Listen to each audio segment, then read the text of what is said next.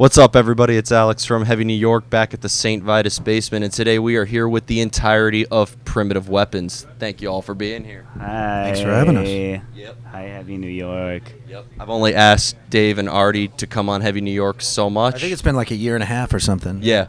Well, I was supposed to interview you, but I ended up in the hospital. That's true. Yep. And I felt terrible. Whoa, You were like, whoa, I'm so whoa. sorry. I'm like, dude, shut the fuck I up. messaged you from Take the care of yourself. I messaged you from the ambulance, being like, I don't think I can. That's right. And we know that no one is more committed than Alex. This motherfucker lives down here. Oh, yeah, that's true. He Yeah. lives down here interviewing people. Yeah, it's a block so away. Yeah. It's nice to finally do it. Yeah, I sleep on this couch. Yeah, I've seen you. Yeah. Take a quick power snooze between. You and Frank Wang. Yeah. And and even with the process of asking you guys, I still had Chris on here on 2 or 3 other occasions. Oh, that was when we played, right? Yeah. And we just I've- kept making fun I of have the him. world record of being on Heavy New York. Do you Yeah. really? Yeah. This is my 3rd interview. Wow. Yeah. What, did Thanks, Spotlights Alex. do one? Spotlights. You're I not a did- real member I of did one Spotlights. solo one by myself, and then and this is my 3rd one. Solo Power Child. No, we were here. Now you need to do a solo band. Yeah. Yeah, I've exactly. heard a couple of things. Yeah, we've I've heard a couple things. We don't- we- I'm not saying a lot, but the man's got a couple of riffs. He's got some stuff. That's some all I'm things. saying. Awesome. But it's fair to say you guys have had a very busy year. First of all, Surrender Yourself is out, and it's an awesome record. Let's just, if you guys want to go down the line and discuss the making of Surrender Yourself. I guess it goes kind of the way that anything for us sort of goes. One day I get a text message from Artie that's not about St. Vitus, and it goes, "Hey Dave, I got this cool riff, and check this out." And he sends it around, and then 9 out of 10 times I'm like, "Fuck, that's really really good." Then all of a sudden we decide to be a band again, and then he just more started coming. And it was really great, and Artie kind of pushed us in a lot of new directions. And these guys, Chris and Eric, kind of really I feel like stepped up and gave a lot of space and rhythm to the whole thing. And and then we See, we I laid it actually down. feel the opposite. I feel like you pushed us. I pushed. Oh Oh, man, I don't push. Through the evolution of the band, maybe the riffs I was throwing out there didn't warrant extreme screaming. So, but the Just way extreme we've always dreaming operated is for like me. there's always one song on every record we do that lends itself to what the next record's going to be. And for the first one, it was Black Sheep and Prodigal Sons. So the first album, it was Quitter's Anthem. The second album, it was Panopticon Blues. And now, I don't know which song would lead to the next one, but we always do the same thing where it's like, I'll listen to our albums after we make them, and I'm like, how the fuck did I write that? I don't remember writing it. I have no idea how it happened. And then I'm like, I don't think I can do this again. I have no idea. And then one day, I'll write I something. sure can't sing him again. I'll roll into my room and hook the Logic up and throw stuff down, and I'll send it to these guys when I feel confident about it, and it just flows from there. Once we're in a room together, things really, really happen quickly. I feel really blessed. It's like, I've always had that experience in bands I played in, but this band is definitely it's the easiest creative band I've ever been in. It's just it just flows. Everybody comes up with their own shit, and it's great. It's almost great first time. It's fucking amazing. It's always like the first time. So yeah, you could first time. you could say that. You could say that. Not much Chris and I dislike each other, but when we play bass and drums together, it works out pretty well. This is fact. That's super true. There's a lot of different personalities in the band that kind of meld to make it right. You know what I mean? No, I'm definitely. It's true though. There's a lot of personalities in the band to meld to make it right though. You guys see that we're such a positive band. Super positive. I saw that immediately, especially when you came down and be like, oh, this is just the worst day ever. The best introduction to... But I'm sorry. Yeah, sometimes I can be a dark cloud, but I felt as if Thunderstorm. Now, what I was always curious about with Primitive Weapons is, do you guys tend to like to experiment with your sound and take a new approach to each song, or do you have a formula that you always stick with? Well, very much so. I tend to write in standard verse chorus bridge style songwriting. But at the same time, I feel like, that's the good thing about being in a band with other people, where they'll kind of make you get out of that a little bit, So but I do like the way I write. I want to have the strongest chorus possible. It's like that's really what everybody's waiting for. And no, there's definitely no formula to this band at all. I think I always throw you off with the weird part. Yeah, I mean, absolutely. Or Chris never plays anything that makes sense. So Never. But that'll throw the songs in a different direction, which is great. Yeah, Artie is one of my favorite people to write with, and it's super easy. Kind of speak the same language, came from the same place, so it's almost effortless, as you were saying earlier, for us to kind of get together and do what we do. Yeah, I just kind of add my stuff at the end, I might push these guys to kind of like do a chorus a little bit longer or some other stuff. Jeff, you can wait 5 minutes. It's cool. Yeah, go for it. We got a business to run here, Heavy New York. Sorry. Yeah, but yeah, sometimes. The more I watch. Yeah, sometimes I just I'll throw in like my 2 cents on structural things and then just come up with my part. Awesome. Now, by the way, Dave and Artie here actually also run St. Vitus. So in addition to doing this interview and playing tonight with Cult Leader, they're also keeping an eye on everything else. Yeah, I try when we play. It's always I really like playing. Hate it. Yeah, it's like I love. I know it sounds weird because I know that I do love playing here when I'm up there, but it's way more enjoyable for me personally to play someplace else in New York. I like it's somebody else's problem. I don't care.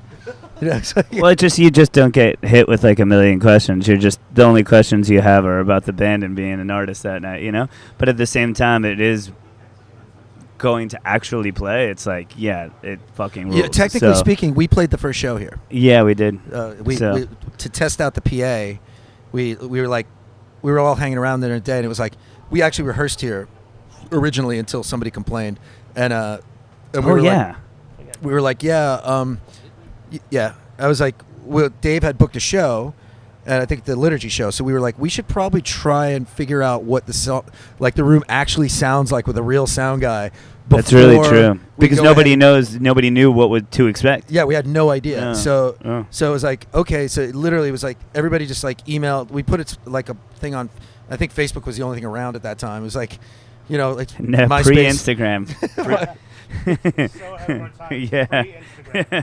And like BIG before Instagram. I would say like 60 to 80 of our friends showed up, and we played the show, and it was awesome. Yeah, it was really cool, and we were like, wow, it sounds great, and then things kind of went from there. But yeah, technically we played the first show. Do it live. Liturgy. Do it live. Fuck it. Fuck it. Now, one question I'd really had is because, from talking to you guys and other people talking about your band, they refer to you as like a post-hardcore, which I never really understood that concept. Does post-hardcore mean like the time period in which you started, like after, yes, to a after point. Agnostic Front, or no. Is it like a style that you play as well? It is. Look, post-hardcore is a very broad, and I think I can speak for this best because since I helped invent it. Whatever. True story. In New York, that's true. Period, but like the like when remember when we were gonna act like Eric wasn't here? He's about 85 years old. Everyone should know that. No, but it was post-hardcore. I think Quicksand and Fugazi are basically the epitome of like post-hardcore, right? So it's a very broad term now. It's bands with elements of hardcore, but in the old days, what it was especially when it kind of morphed into emo, is like hardcore kids who had basically discovered melodic music and were trying to write songs better, but really didn't execute it that well. And then there were bands that did. So Fugazi, Quicksand, I feel was, especially here in New York, was the game changer and really the blueprint for what is post-hardcore. It's got heavy, but it's groovy. It's got melody, but it's still sort of shouty. It's like it's a combination of a lot of things, and it's really, really. I feel like post-hardcore is unfortunately gets used in a really broad way these days. But let's say like 1992 through 1996, you had like all these bands that came out that were kids from the New York hardcore scene who just got better at their instruments and better at songwriting, and they wanted to do different things. I think when we started the band, at least in my head, I had this idea of like creating a band that felt like the continuation of that time period of when I really loved like this sort of strain of hardcore, and a lot of the bands that and post-hardcore stuff, you know, that I was like really always just super connected to, and that's why I wanted to play with Chris and Artie, and that kind of started, and then we looked for a bass player, and then Eric really added in this sort of like Midwestern noise rock element that really like counterbalanced some of the stuff that these guys are doing, and it kind of snapped into focus this sound that we kind of like started really driving towards. Yeah, I mean, I feel like that AMRAP noise rock thing was actually the post-hardcore of the Midwest. I feel like at least like spiritually, definitely. Yeah. You know. And I mean, Eric, you tell me. And Eric, when Eric joined, like when Eric came into the band, it really, that's when things started going in directions that were like, all right, this is it. Like the last puzzle piece was there, you know. It was like we got our Jesus Lizard bass player, and the groove element just worked perfectly. But post-hardcore is, I mean, it's hardcore kids trying to write songs. People getting better. That was so beautiful. That should be your slogan. Hardcore kids trying to write songs. Yeah, because I mean, hardcore is not songwriting. You know, it's cool and it's fun and it's a great youth culture, but it's not songwriting. You know, at least in the classical sense. I mean, you can enjoy it. That's cool. Hardcore to me was just as much more about the attitude as the music. I disagree. I think it's actually like it's a very closed genre, and it's gotten more metalized because of technology over the years. But like I always say, if you don't like Madball, you don't like hardcore. You got metalized.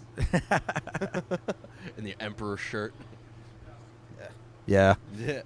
Now, one other question. I have two more questions for you guys. One question is, because I know you guys are all in a bunch of other bands, you know, Chris with you in Spotlights and Gracer, and I know that you guys were in.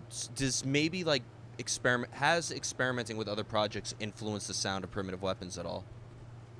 Well, I play bass in his band called Ageist, and I know whenever I play bass creatively in another project, it helps me with my guitar writing. Because you think of things in more of an arrangement style, as opposed to just a riff. You're like, okay, what should the bass line be against this riff? So, you know, it's like I definitely find that I play better and I play in a different mindset when I've been playing bass a lot. So yeah, in that respect, without a doubt, you know. But also, I think like we listen to like Dave. Dave has his industrial thing, Confines, which I think, you know, has lent itself over the years. That influence has come in various things, whether it be the sound of his voice or the approach of the vocals. Yeah, I kind of like, I don't really listen. I don't, at least for what I'm doing, I really I listen to a lot of like sort of post-punk and things in like early death rock and stuff like that. That's a lot of the stuff that like when I think about like the tone of what Artie does and how it sort of sounds and what like a more melodic voice could do over it. Those are the stuff, and even like even popular like more new wave stuff, like that kind of stuff to me that has sort of like this more classic songwriting that Artie talks about, but then maybe kind of injecting some of that within what we've done, and we did that even back to in Shadow Gallery. There's a song called Black Funds that had like a lot of those vibes in it, and those are the things, at least melodically, I feel like that inform me more than say, you know, other genres of like rock music and stuff. Yeah, we're not afraid to throw some post-punk in there. Yeah, for sure.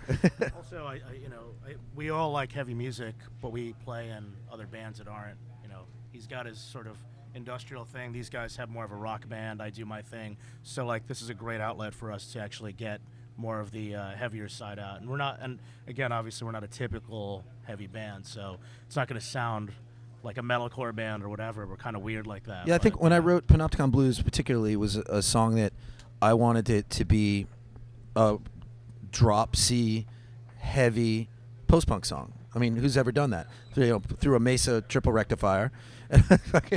You know, and I think I'm playing in PIL, and I'm not. But, you know, it's like, but it was like that experiment worked really, really well. And, I mean, I threw the helmet bit in the end. But it's like fucking... I don't know. I that's the thing that I really, really love about this band is that you cannot pinpoint what we do. It's detrimental to us in a lot of ways, you know. Yeah, there's no like convenient scene for us to just like fit into and be like, oh hey, these guys can go like tour and just play with these folks or whatever. You know what I mean? We tend to, I think, get the biggest praise from other musicians because they think that what we do is sort of interesting, you know. But yeah, there's no politics, man. Politics. Well, You know? Well, I was going to mention because, I mean, you played a show with Candiria, but then you also played with Quicksand and Glassjaw, which, you know, I have some similarities but some differences. I think. I'd say they have a lot of similarities, actually, Yeah, you know. yeah. But In time period. yeah, In time totally. period, for sure. And also, like, you know, You've known John Lamacchia for quite some time, too, right? Then I've known you guys. Yeah, totally. So there's also personal connections to some of those people and stuff like that too. I think that's generally like how the band sort of like vibes, you know. We get asked to do some pretty amazing shit with people that we really respect. Yeah, So I think also we have a lot in common with those bands because we're all from New York and the same scene, but doing a different spin on whatever quote unquote hardcore is. You know what I mean? So it's really cool to play with those bands. Yeah, and a lot of modern hardcore now is looked at with bands such as Code Orange or Vane or Twitching Tongues or Harm's Way, and it seems interesting on how hardcore has pushed so many boundaries. I wouldn't consider those bands hardcore. I mean, at least in the traditional sense, but it's. I mean, it is It's a European use of the word. Yeah, I mean, it's cool. Whatever. Yeah. Whatever you I want to really call like it. that new Harm's Way record. I think is really good. You know. It's human, man. Yeah, it's really great.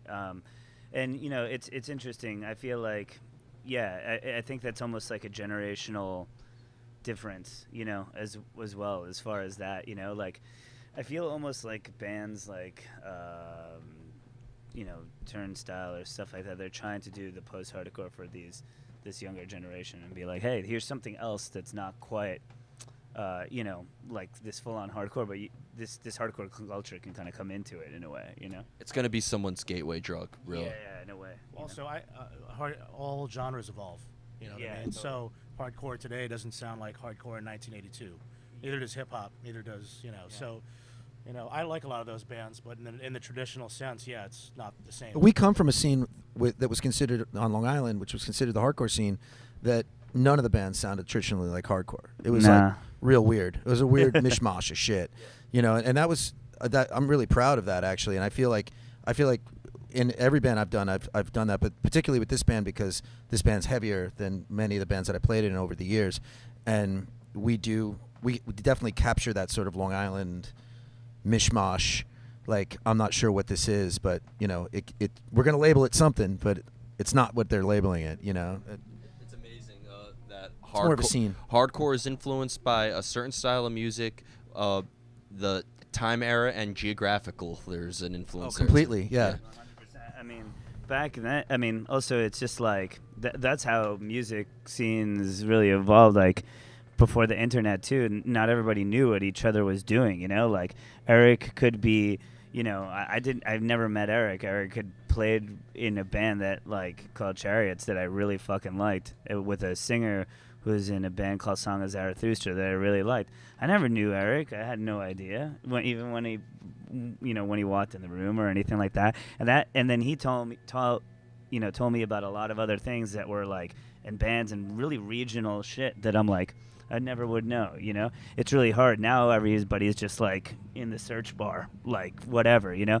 But back then when all you have is the influence that kind of just reaches right around you, you have to kind of, I think, like be a little bit more internal and sound like yourself.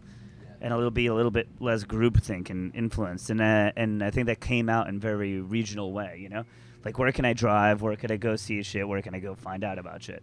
And that's that.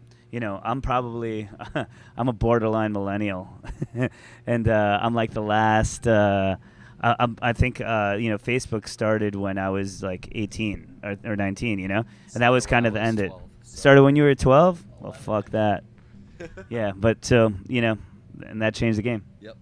And the final question I'd like to ask you guys, and I feel like you guys are the most important people I've ever asked this question to, is because you guys right now we're in a venue that you guys are, you know, play a huge role in, And this has right now been the venue that everybody wants to play in when they come, from Megadeth to Anthrax playing here to hardcore shows to industrial parties, you name it. I was curious to, as somebody who plays a role in the New York City scene so much, if you all would like to maybe give your input on the New York City scene, like if it's great or if it could be improved. Or I'll take a shot. Fuck it. New York's kind of in a fucked up place right now. I think that a lot of things to do with music also deal with like the political factors of it, right? Like, what did our practice space turn into? The one that Condos. Each one of them is turned into condos. Yeah. All right. Cool. So we've gone through some different practice spaces. They were all knocked down and turned into condos, right?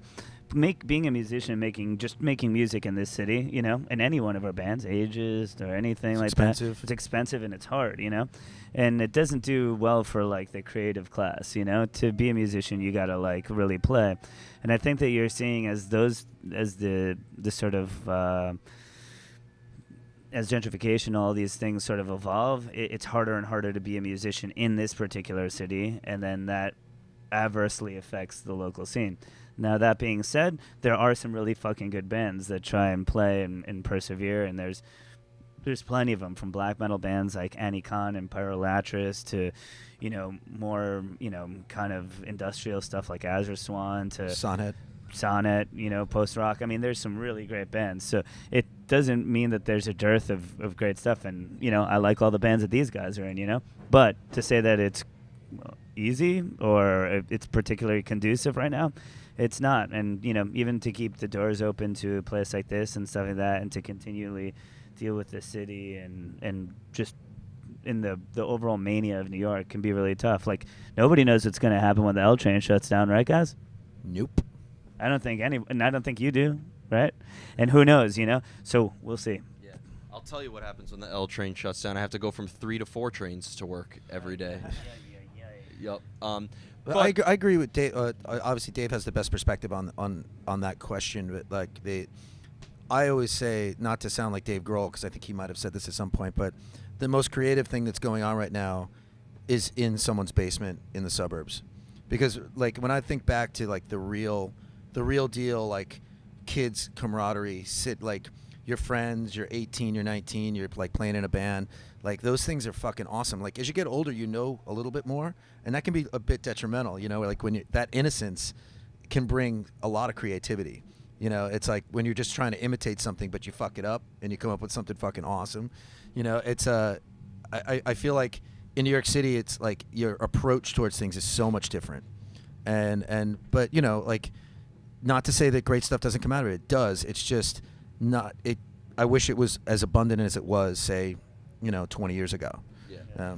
With that being said, though, there's been a lot of I've always thought that there's been a great, I've been living in New York City now for 6 years, so I wasn't here back in the quote unquote good old days, but I've seen a lot of. Nobody is, you know what I mean? I mean, a lot of people aren't. It's more about people who are making it like now, and it's the good old days for somebody right now. You know what I'm saying? Like these kids from Sweden right now that are tearing the place up. Like this is their good old days that are happening fucking right now, and that's fucking great, And I'm very proud that this is what, we're a part of. And yeah, we can be a catalyst to anything. It's great. Yeah, totally. I just that's the fucking point. I hate to interrupt, but I got to stretch my strings. Yeah, do what you got to do. Just I before. gotta stretch my body. Is there just anything else that you guys would like to promote before we go? Just listen to our fucking record. It's called Surrender Yourself. It's on every major streaming give us no money thing. And while you're at it, just do listen, it. Listen to all our records. Yeah, Thanks. they're fucking good. Yeah. Thanks. You heard it here, everybody. Primitive Weapons, everybody. Be sure to pick up Surrender Yourself if you haven't already. We'll see you next time on Heavy New York. Peace.